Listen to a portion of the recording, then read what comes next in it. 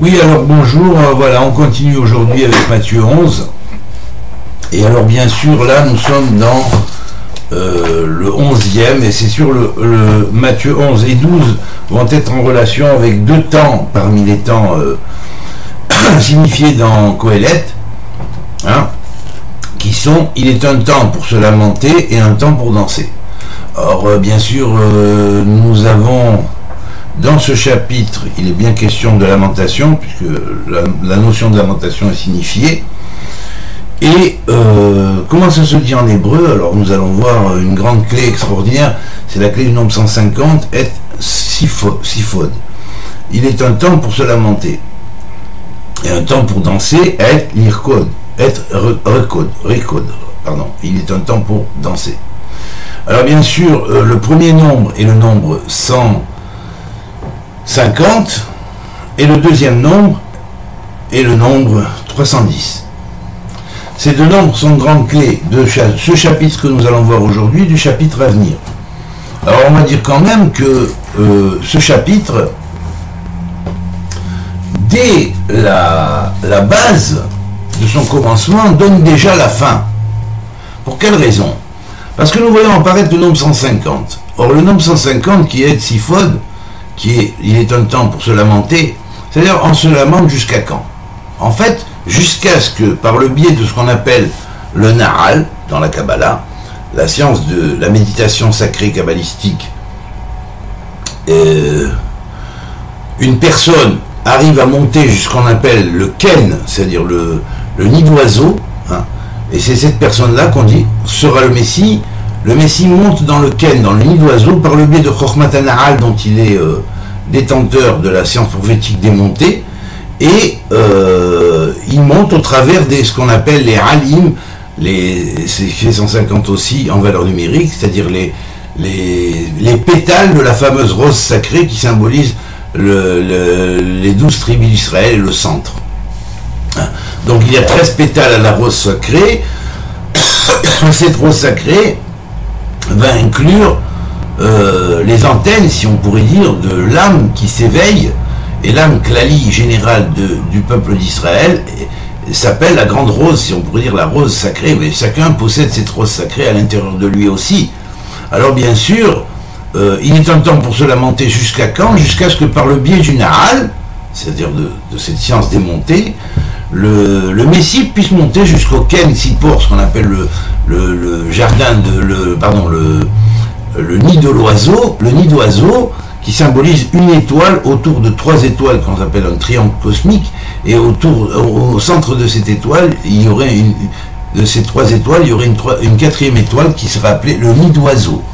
Voilà. Selon notre version, en fait, il y aurait 3 étoiles et 3 étoiles, et une étoile centrale. Alors bien,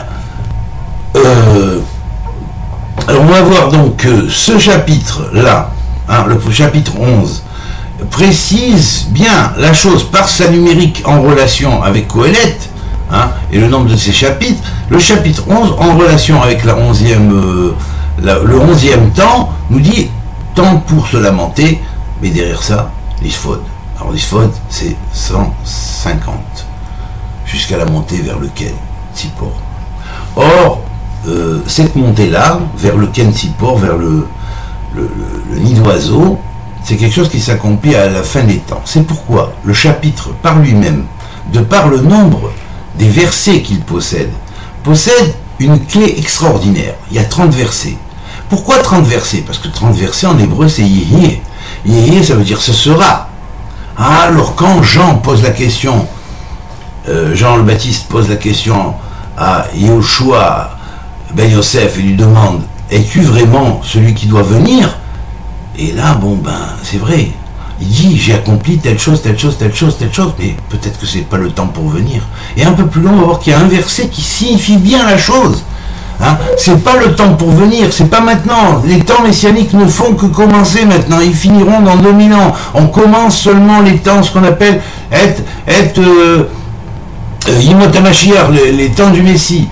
Et alors donc, ça va durer 2000 ans. Il sait très bien, puisqu'il y a 2000 ans de Tohut, 2000 ans de Torah et 2000 ans de temps du Messie. Alors donc voilà, Donc c'est bien signifié par là. Et en plus, la valeur numérique de 30 est aussi la valeur numérique de Yehuda.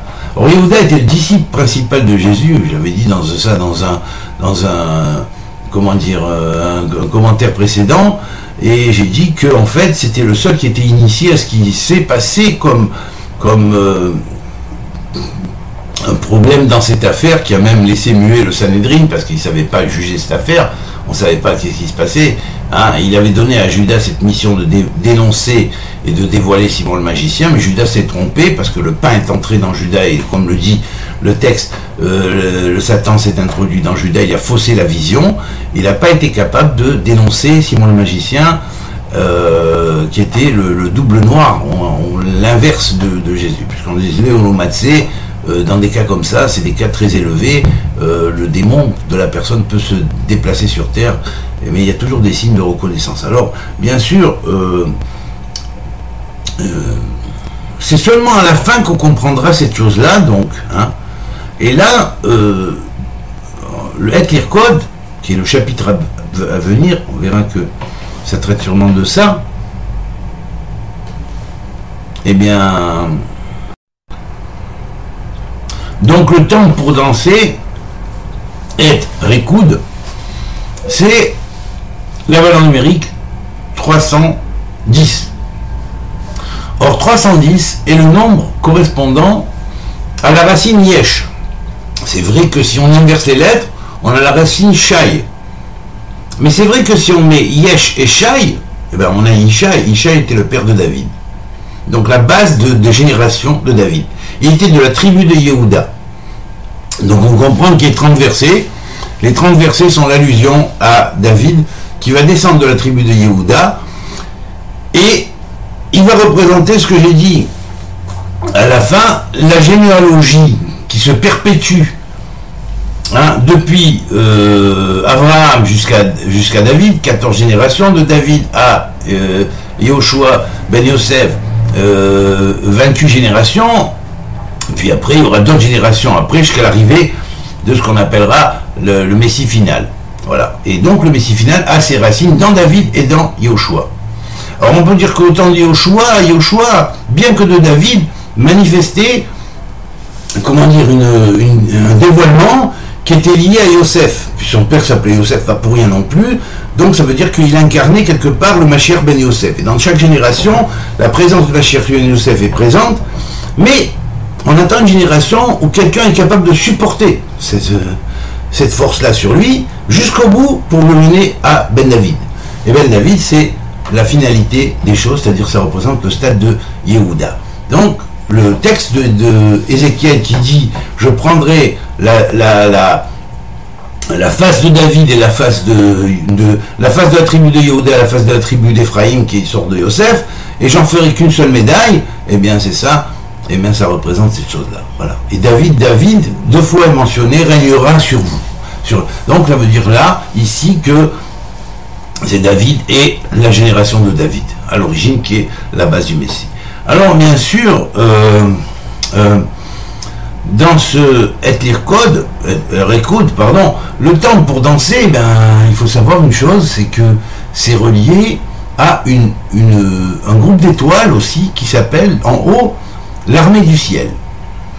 Alors il y a un groupe d'étoiles qui s'appelle l'armée du ciel en astrologie chinoise, très intéressant, et elle est en fait liée à la fois au ballet et à la danse dans son organisation, mais en même temps elle est reliée aussi à l'armée. Alors on ne voit pas trop le rapport qu'il y a entre l'armée et la danse, mais si, il y a un rapport, c'est la discipline. C'est la discipline de la chorégraphie.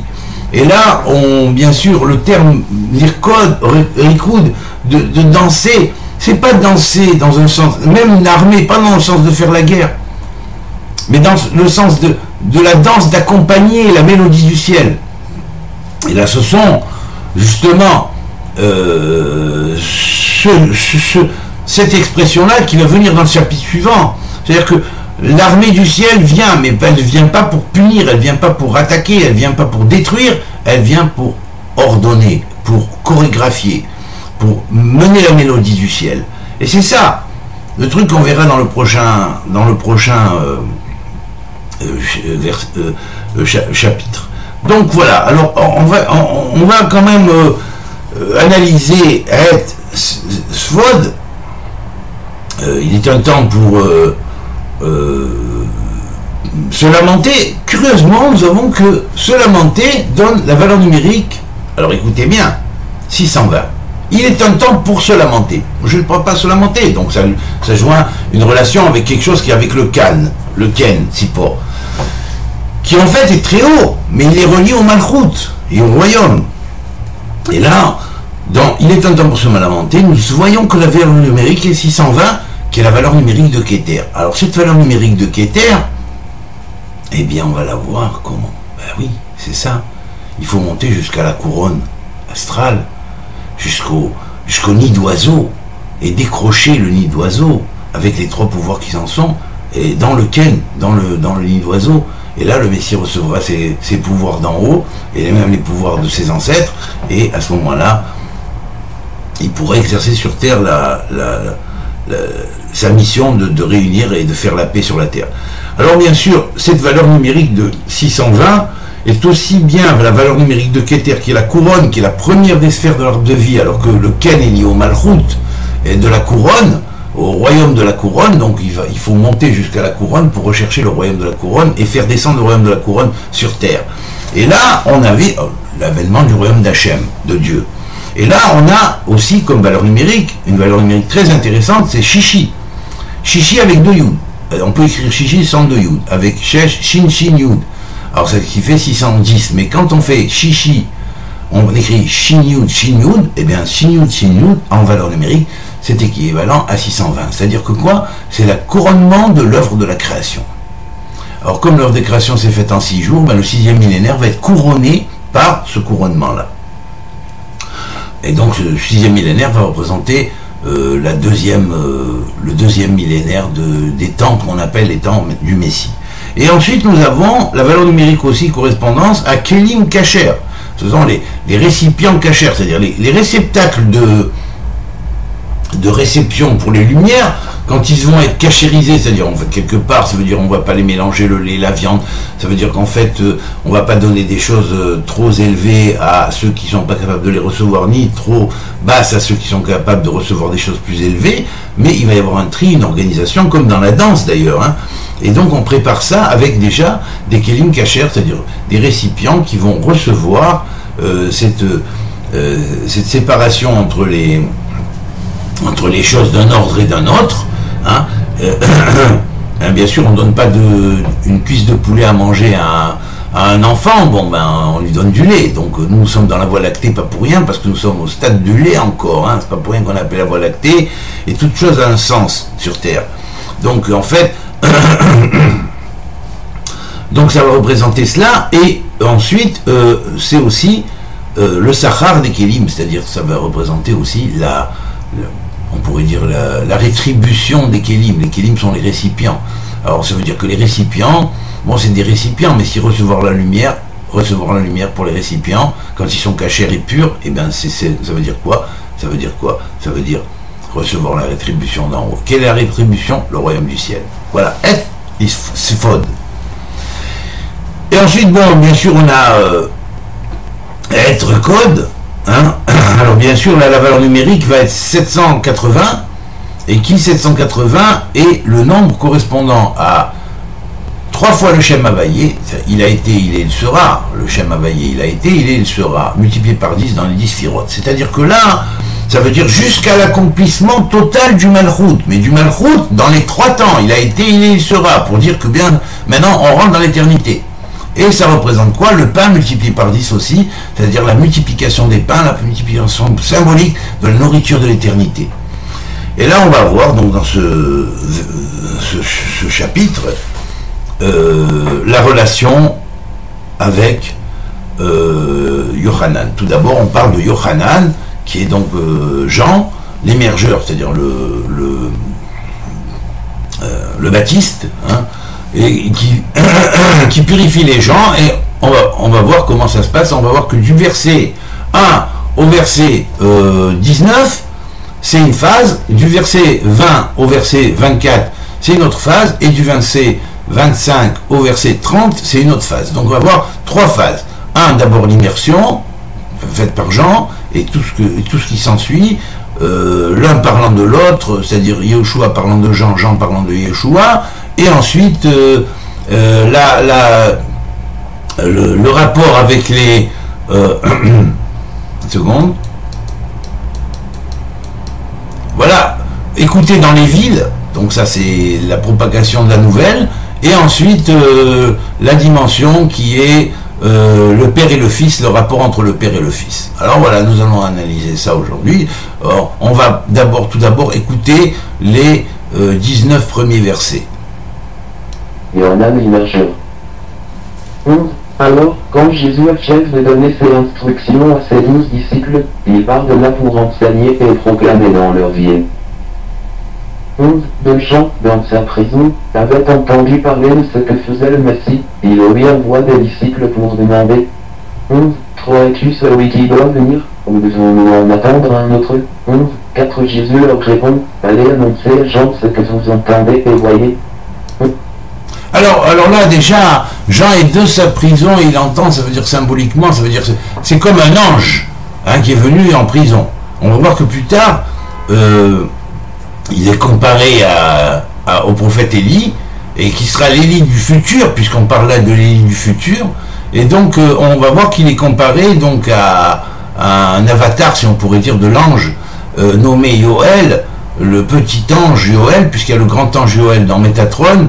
Il a pris Yoël Agadol, c'est-à-dire l'Eliaou grand, et il y a l'Eliaou qui est l'ange attaché à Sandalphon, qui est un des noms de Sandalphon, qui est l'ange du Malchut, lui, le plus petit, et il est donc plus petit, et il est appelé le petit Yoël. Alors donc, on sait que les lettres de Yoël sont les lettres de Eliaou. Cet ange-là, c'est vrai, bon, ben, il va...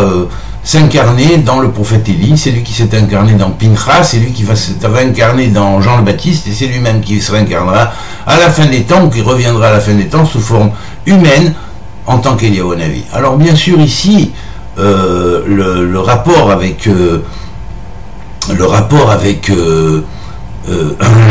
l'ange, on va voir qu'un peu plus loin, il va être dit qu'il est grand parmi les humains, il ne mange pas, il ne boit pas, et on va le critiquer quand même, alors que le Fils de l'homme qui désigne lui-même, Rabbi Yoshua lui-même, Ben Yosef, il mange et il boit, on va le prendre pour un glouton, vous voyez. Alors ces choses-là, on va les entendre un peu plus loin, en fait ça signifie bien que les hommes trouvent toujours quelque chose à dire sur tout, mais en même temps, la force signifiée ici, au travers du fait qu'on dit il est le plus grand parmi les hommes, et même parmi les prophètes qui l'ont précédé, peut-être à part Moïse, bien sûr, je ne sais pas si Moïse entre en jeu là, non, mais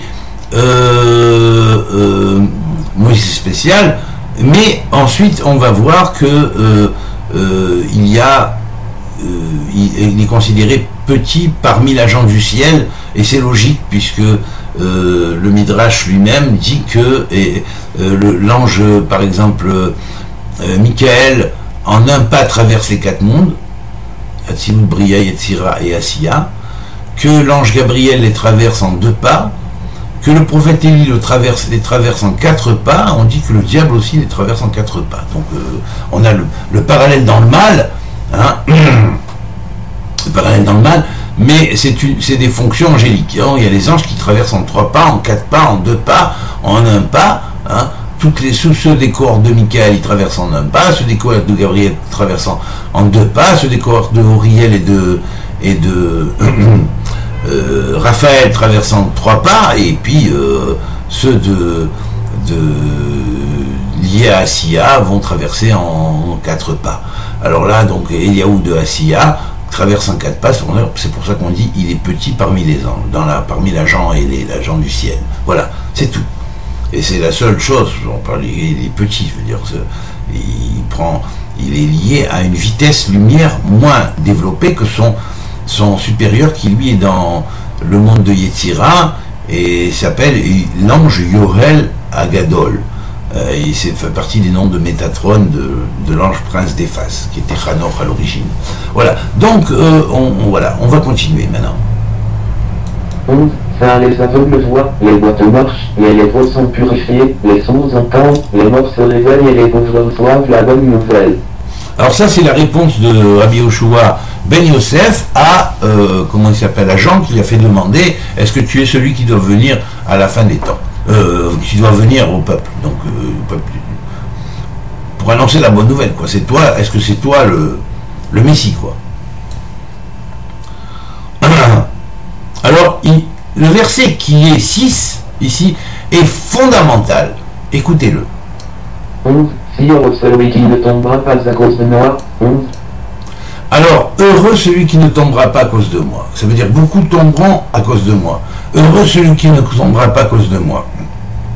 Parce que seul celui qui est heureux, qui ne tombera pas à cause de moi, ne tombera pas, c'est-à-dire tous ceux qui ont essayé de débloquer la situation, hein, se sont plantés. Quelque part, ils n'ont pas réussi. Il y en a qui sont arrivés presque, mais ils n'ont pas réussi. Et il dit, heureux celui qui ne tombera pas à cause de moi. Celui qui ne tombera pas à cause de moi est l'heureux dont parlent les textes, Ashrei Eldal, c'est heureux le pauvre, hein, car il hérite de toute la richesse de Dieu en fait. Heureux les pauvres d'esprit, car ils seront heureux les pauvres d'esprit, c'est ceux qui suivent la voie du pauvre. Vous voyez? Alors donc c'est ça en fait. Heureux c'est celui qui décrochera cette chose-là. Donc il ne tombera pas à cause de moi. C'est comme il s'en va, Jésus parle au sujet de Jean, qu'elle-vous allez voir au désert. Un roseau agité par le vent. 11. Oui, qu'êtes-vous donc allez voir? Un homme vêtu de vêtements délicats. Mais ceux qui portent des vêtements délicats sont dans les demeures des rois. 11. 9. Mais qu'êtes-vous allez voir? Voir un prophète? Oui, je vous le dis, et plus qu'un prophète. 11. 17. Celui où il est écrit, voici, j'envoie mon messager en avant de toi, pour préparer le chemin devant toi. Alors là, j'envoie mon messager au-devant de toi pour préparer le chemin devant toi. Alors là, ça c'est fondamental. Il y a eu Eliaou qui s'est venu, et là, il y aura Eliaou, pareillement, qui va attendre et préparer le chemin devant toi, c'est-à-dire devant le Messie. Voilà.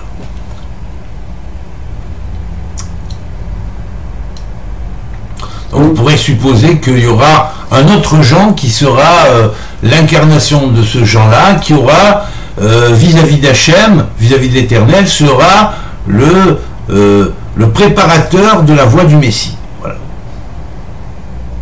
11. En vérité, je vous le dis, parmi ceux nés de la femme, il ne s'en est pas levé le plus grand que Jean le Baptiste.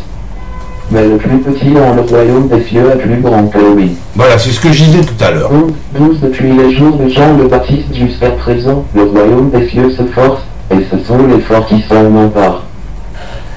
11. 13. Car tous les prophètes et la loi ont prophétisé jusqu'à Jean. 11. 14. Si vous voulez revoir ceci, c'est lui la vie qui vient. 11. 15. Que cela alors, vous voyez, c'est lui l'Élie qui vient. C'est pas l'Élie qu'il y a aujourd'hui. Oui, il a le Nissos de l'Élie, mais c'est pas l'Élie qu'il y a aujourd'hui. Vous voyez ce que je veux dire? Donc ça, c'est lui qui vient dans la fin des temps. Alors effectivement, ce sera comme ça. Voilà.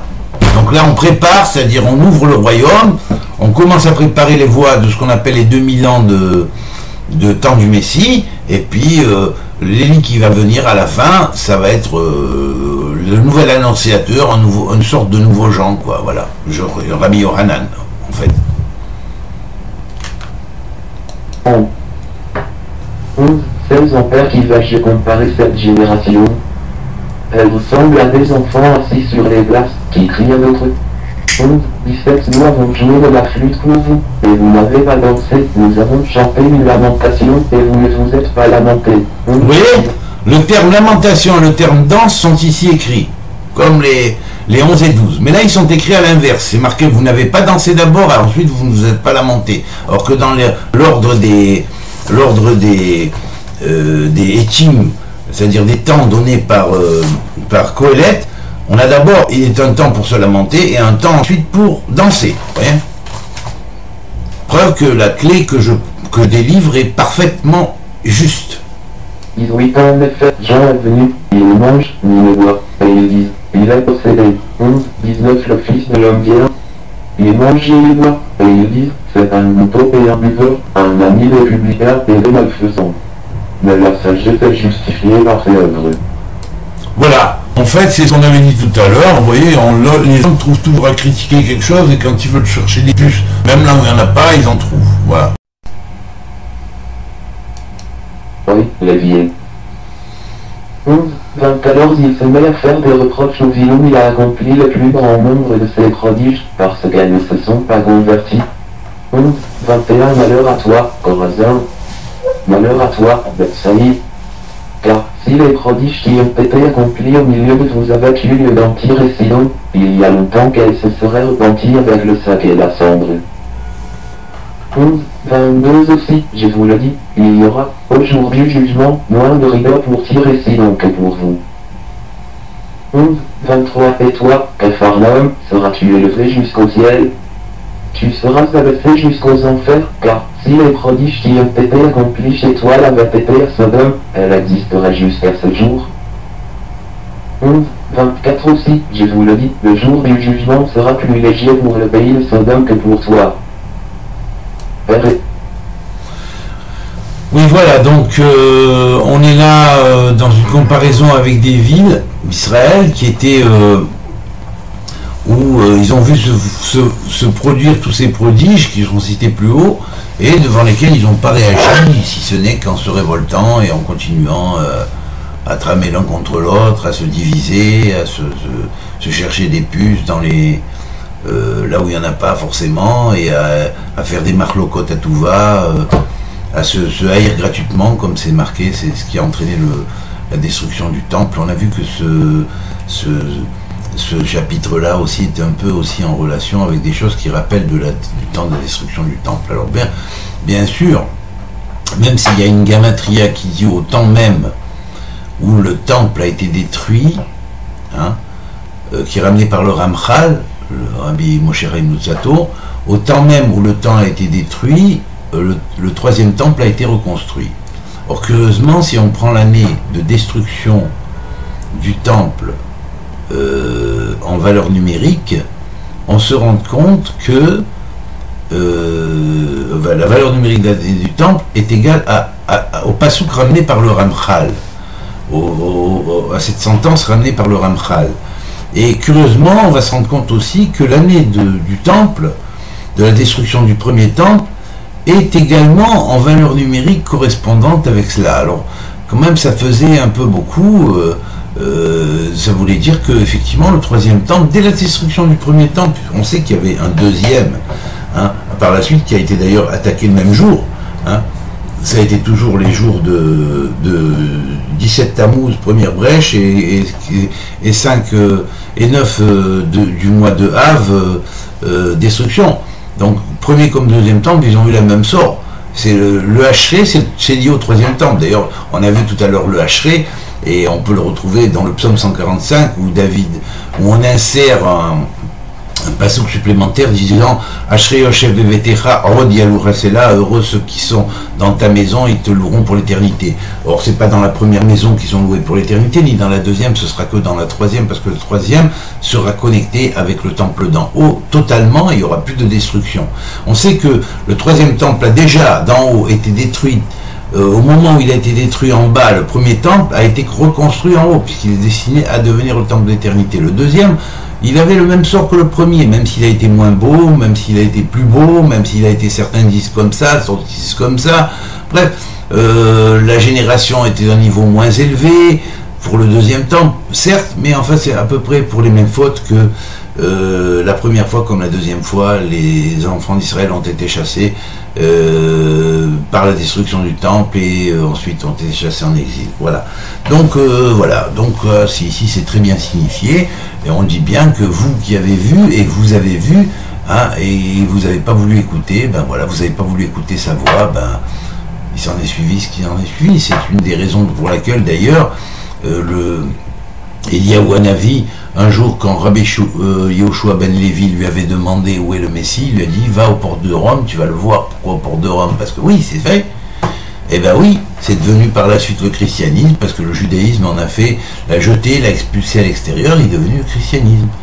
Et ce christianisme-là, quand il a pris force jusqu'à Byzance, et que Byzance a proposé d'aider Rome par la suite, et bien il a pris son truc, son siège à Rome, et voilà, donc aux portes de Rome, pas aux portes de Rome. Et puis il voit le Messie souffrant par terre, et il lui demande quand viendras-tu? Il dit je viendrai quand vous écouterez sa voix. Enfin, finalement, ça se conclut comme ça, puisqu'il dit je viendrai aujourd'hui. Et aujourd'hui, il voit qu'il n'est pas venu, donc il repart le lendemain, et il lui dit pourquoi tu m'as menti hier? Et il dit à Rabbi Shoa ben Levi,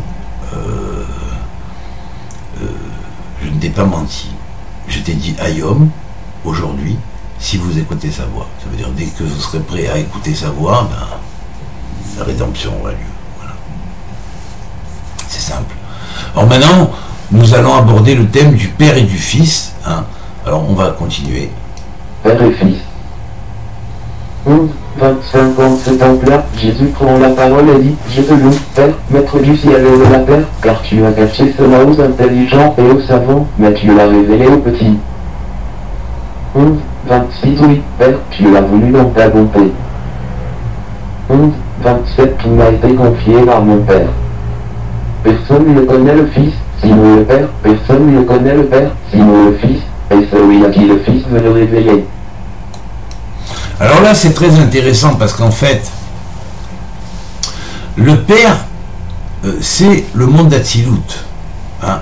C'est vrai qu'il y a un monde qui est plus haut qu'Atsilut, qu'on appellera le monde du Shoresh, selon le Rav Ashlag, Olam Shoresh, le monde des racines.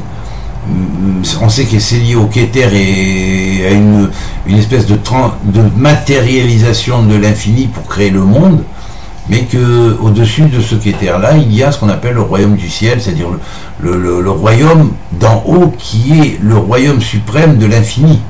Hein, c'est le Malchut de Ensof. Alors donc quand on dit comme ça, qu'en fait, là ici, il est dit personne ne connaît le Fils, tout a été confié par le Père, personne ne connaît le Fils, sinon le Père, personne ne connaît le Père, sinon le Fils. Ça veut dire qu'en fait, dans Atsilut, hein, il est absolument impossible de connaître le Père si on n'a pas commencé à travailler le niveau asiatique qui est le Ben, c'est-à-dire on ne devient pas le fils du ciel. Si on devient un fils du ciel, automatiquement on connaît son Shoresh Neshama, c'est-à-dire la source de son âme, qui est le principe Père dans Atsilut, et à ce moment-là, on pourrait dire que le Malchut d'Atsilut, le royaume d'Atsilut, va connaître ce qu'on appelle la Chochma d'Atsilut, la sagesse d'Atsilut, qui est le Père d'Atsilut, et ça, et évidemment, et personne ne connaît le Père, sinon le Fils. Et celui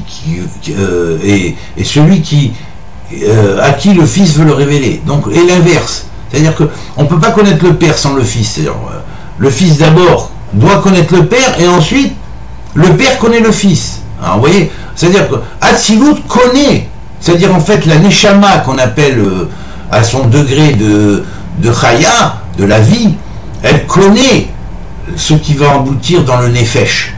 Elle connaît le Nefesh. En l'occurrence ici, il s'agit du Nefesh d'Atsilut. C'est-à-dire la sagesse d'Atsilut connaît le Nefesh d'Atsilut, qui est la Chaya d'Atsilut, connaît le Nefesh d'Atsilut, le royaume de Atsilut, mais vice-versa. Et vice-versa, le Fils qui émane du royaume de Atsilut connaît dans le monde des Parsoufim, des visages divins, le Père, c'est-à-dire le Atsilut de Atsilut. Voilà, donc c'est ça, c'est comme ça qu'il faut l'interpréter à un niveau ésotérique, c'est comme ça que c'est transmis, c'est comme ça que selon le Shoresh de la Kabbale, Rabbi Yoshua ben Yosef a pu parler et transmettre cet enseignement qui est passé après comme ça, mais qui a été mal compris à l'extérieur à partir du moment où on n'a pas relié, interprété tout ça en relation avec la Kabbale. Voilà, on continue. 11, 28, venez à moi, vous tous les fatigués qui ployez sous le fardeau, je vous donnerai le repos.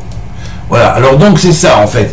quiconque entame le processus de développement, écoutez bien ce que je vous dis, quiconque entame le processus de développement de fils spirituel du Père d'en haut, qui est le Père du ciel de tous les êtres qui sont tous ses fils, quelconque homme qui va commencer à aller sur la voie du développement de son âme, au niveau du nefesh, puis après il va le travailler au niveau du louah, après il va le travailler du souffle, après il va le travailler au niveau du neshama, et après au niveau de yehida, de haya, et puis s'il a la force il pourra aboutir à yehida.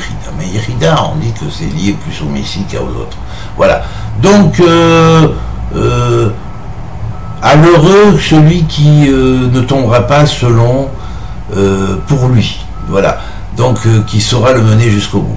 Alors bien, voilà, évidemment, ici, dans ce verset 28, hein, venez à moi tous ce que vous êtes fatigués, ployés sous le fardeau, je vous donnerai le repos. Ça veut dire qu'en fait, mais c'est vrai, quiconque commence à découvrir son âme divine, il commence à devenir un fils de Dieu, hein, quelque part. Il se réalise en tant que fils, parce qu'avant, il n'est pas fils tant qu'il s'approche pas du Créateur, il est fils en puissance, mais il n'est pas fils en réalité. Pour devenir fils, chevalier de l'Éternel, des soldats de la lumière, eh bien, il faut commencer à travailler sur soi, à se développer spirituellement. Donc, il va se développer spirituellement, et automatiquement, non seulement il va être capable de soulager ses propres fardeaux qui sont à l'intérieur et d'arriver à atteindre la sérénité dans son âme et pas forcément d'être obligé de se incarner et réincarner et fardeau après fardeau et fardeau après fardeau comme ça l'est pour ceux qui se réincarnent par leur faute et sont obligés de revenir en Gilgoul. Peut-être qu'il choisira la voie de la réincarnation éventuelle pour aider les autres, ça c'est autre chose, vous comprenez? Bon, alors là, maintenant, c'est vrai qu'en même temps, à partir du moment où il prend cette voie, il peut aider les autres.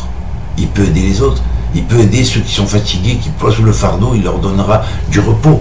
Hein, vous comprenez? Aussi bien que lui a donné l'exemple de faire cette chose-là, chacun à son niveau peut donner l'exemple.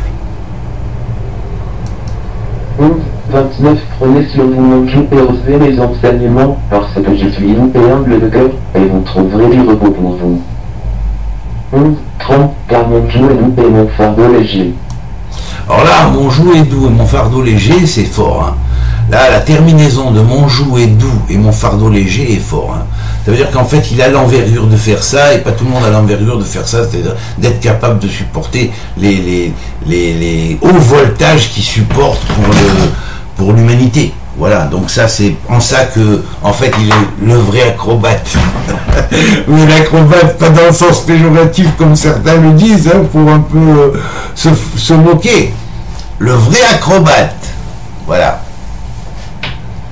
Acrobate. J'oserais pas dire accro-abat, hein, qui voudrait dire très attaché à la sagesse. Voilà. Bon, ben, je vous dis à tous à la prochaine, et on continuera avec donc le 12, chapitre 12, où on verra le complément avec Et Rekoud, le temps pour danser. Voilà. Kol Touv, à très bientôt.